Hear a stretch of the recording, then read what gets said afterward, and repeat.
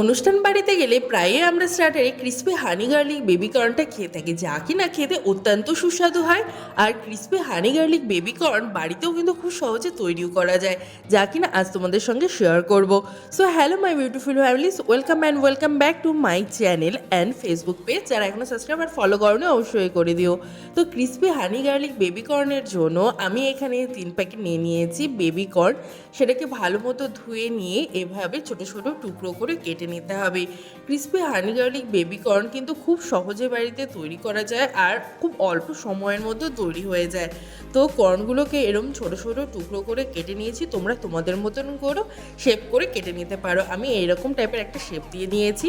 এবার ফুটন্ত জলের মধ্যে এবার এই কর্নগুলো দিয়ে দেব আর তার সাথে 1 চামচ লবণ দিয়ে হালকা একটু সেদ্ধ করে নেব। যেহেতু বেবি কর্ন এমনিতেই খুব নরম থাকে, তো বেশিক্ষণ সেদ্ধ করার দরকার নেই, ওই 2 থেকে 3 মিনিট সেদ্ধ করলেই যথেষ্ট। ভালো মতো জল ঝারিয়ে নিয়ে একটা পাত্রের মধ্যে নিয়ে নিয়েছি।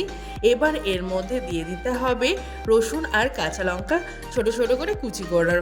তার সাথে দিয়ে দিয়েছি হলুদ গুঁড়ো, সামান্য লাল লঙ্কার গুঁড়ো, সামান্য কাশ্মীরি লঙ্কার গুঁড়ো কালারের জন্য, সামান্য দিয়ে দেব লবণ একদমই অল্প দেব, কারণ এখানে সয়া সস ব্যবহার হচ্ছে। তো এবার দিয়ে ভালো মতো এটাকে মিক্স করে নেব।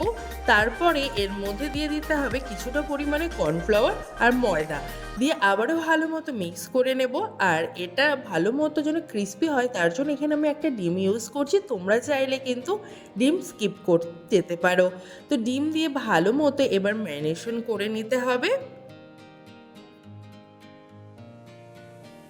ভালো মতো ম্যারিনেশন করে নিয়ে গরম তেলের মধ্যে জাস্ট কর্নগুলোকে একদম গোল্ডেন ব্রাউন করে ভেজে নিতে হবে মিডিয়াম টু লো ফ্লেমে। যদি আমার রান্নার রেসিপিগুলো তোমাদের ভালো লেগে থাকে অবশ্যই like, comment, share and subscribe করে পাশে থেকে। কর্নগুলো গোল্ডেন ব্রাউন কালার হয়ে গেছে, এবার কর্নগুলোকে উঠিয়ে নেব।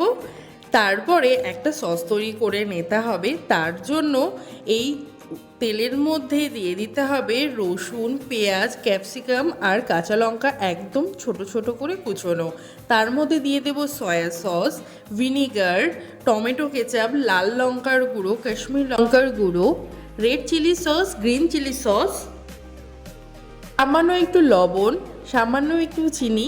অবশ্যই কিন্তু লবণটা বুঝে দেবে, কারণ সেদ্ধ করার সময় কিন্তু লবণ দেওয়া হয়েছে, কর্নগুলো ফ্রাই করার সময় লবণ দেওয়া হয়েছে, এখন গ্রেভির জন্য লবণ দেওয়া হচ্ছে। তো অবশ্যই কিন্তু লবণের মাপটা ঠিক রাখবে, কারণ সসগুলোর মধ্যেও কিন্তু লবণ থাকে। তো ভালো মতো সব সস দিয়ে মিক্স করে নিয়ে সামান্য একটু কর্নফ্লাওয়ারের স্লারি দিয়ে দিয়েছি, দিয়ে 1 থেকে 2 সেকেন্ডের মতো জাস্ট মিক্স করে নিয়ে দিয়ে দেব এর মধ্যে ভেজে রাখা কর্নগুলো। তার উপরে দিয়ে দেব বেশ কিছুটা মধু দিয়ে ভালো মতো হাই ফ্লেমে 1 থেকে 5 মিনিটের মতো ভালো মতো হাই ফ্লেমে ভেজে নিয়ে নামানোর আগে দিয়ে দেবো বেশ কিছুটা ধনেপাতা কুচি আর সবশেষে ওপর দিয়ে দেবো সেসমি সিডস বা তিল। তাহলেই তৈরি আমার রেস্টুরেন্ট স্টাইল ক্রিসপি হানি গার্লিক বেবি কর্ন।